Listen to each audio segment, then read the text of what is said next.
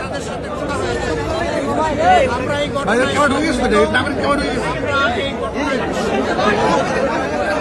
ঘটনায় যে সমস্ত কাপুরুষরা ঘটিয়েছে আমরা তার তীব্র নিন্দা জানাই এবং আমরা চাই অবিলম্বে কাপুরুষদেরকে খুঁজে বের করে শাস্তির আওতায় আনা হোক। একটা কথা মেসেজ ভেরি ক্লিয়ার, এই জাতির কোনো গুলিকে পরোয়া করবে না ইনশাআল্লাহ। তৎকাও করি না।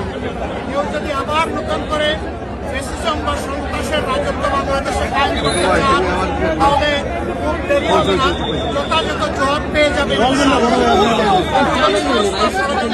দেবে এবং কাউকে এই ধরনের নোংরামি করার সুযোগ দেওয়া হবে না।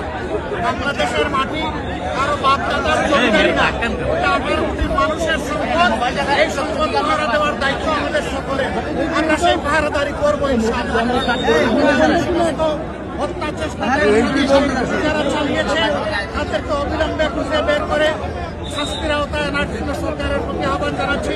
সরকারের কোনো ধরনের ঢিলামি